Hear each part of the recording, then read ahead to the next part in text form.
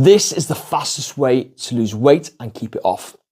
Hey team, and welcome to this week's episode of the Inspired Show, the show dedicated to helping you become the best version of yourself. Before we dive into today's topic, if you haven't done so already, please hit that subscribe button so you can stay updated with every single episode. If you find today's episode helpful, hit that thumbs up button. Any big takeaways, let me know in the comments. And don't forget, you can download our free Kickstart guide in the captions down below. And also follow us on all our social media pages where we post every single day. On top of that, there's access to our free community where we can help you with your calories, your daily movement, and also a place where you can ask questions on a daily basis to help you stay on track and stay accountable. So in this episode, we're talking about the fastest way to lose weight. And I'm also going to go through the things that I did to help me lose over 45 pounds in the fastest possible way, but most importantly, keep it off as well. When it comes to losing weight, one of the most common questions I get asked on a regular basis is, Luke, what's the fastest way for me to lose weight? Now, when it comes to losing weight at a fast pace, a lot of people think about losing 3, 4, 5, 6, 7 pounds every single week. And in order to achieve that, what we need to do is create a big calorie deficit. We need to drastically reduce the food that we're consuming. More often than not, it's quite restrictive in terms of what we can eat to keep the calories low. We need to look at increasing our daily movement, i.e. our steps, adding in some extra workouts. And what that will then do is it will create this big calorie deficit.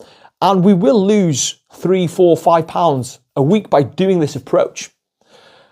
And whilst it does offer fast results initially, the question we need to ask ourselves is it actually sustainable?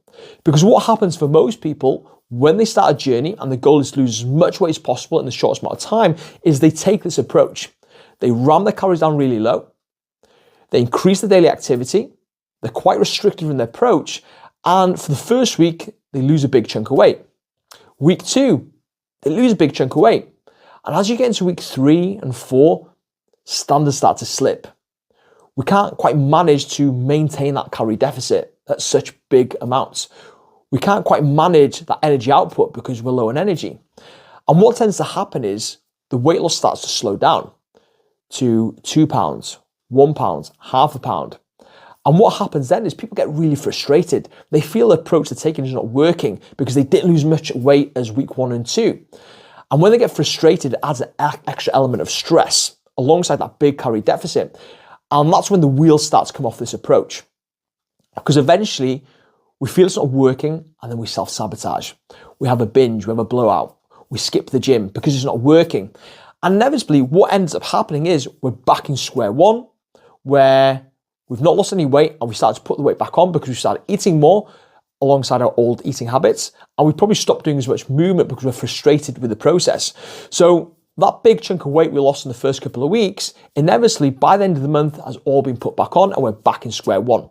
And this is where people are often stuck in this vicious cycle of yo-yoing in their weight, losing the same 10 pounds and gaining the same 10 pounds month after month, year after year.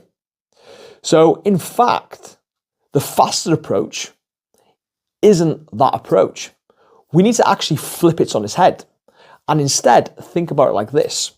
We need to think about making a small to moderate calorie deficit through our food that isn't too restrictive. We need to start gradually increasing our daily movement through our steps. And we need to think about being patient. And whilst we may only lose 1 to 2 pounds in week 1, we may only lose 1 to 2 pounds in week 2, and so on and so forth over the following weeks and months, even though it seems like a slower approach, in the bigger picture, it's actually a faster approach because we're able to stick to it longer than the aggressive approach. So whilst in the first month, you might lose 10, 12, 15 pounds with this aggressive approach, and you might only lose 6 to 8 pounds in the slower approach, you know, the high likelihood is with the first approach that allows you to lose loads of weight in month 1, you're probably not going to stick to it after month 1. Whereas the slower approach, you're going to box off month 1, box off month 2, 3, so on and so forth at a slower pace because it's more manageable. So in the grand scheme of things, the fastest way to lose the weight and keep it off is the slower approach because it's manageable. And the good thing about that as well is it allows you to build in the habits and rituals needed to create that lifestyle change. and finally break the vicious cycle of losing the same 10 pounds and gaining the same 10 pounds time after time. And this is one of the biggest realizations that I had with my transformation. I'd been in your shoes where I'd gain weight, lose weight, gain weight, lose weight. I was taking these restrictive approaches and it just wasn't sustainable.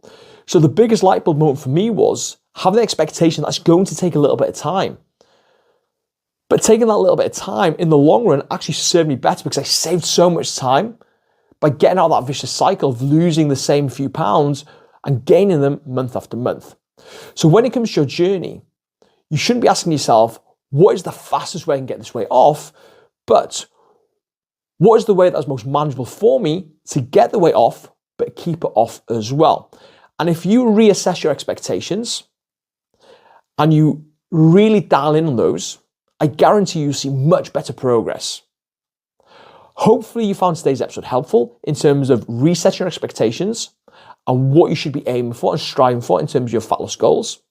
And it will help you stay on track massively. If you found this helpful and you found it as a light bulb moment, please let me know in the comment section below. Don't forget to hit subscribe. And most importantly, don't forget to join us in our free community as well.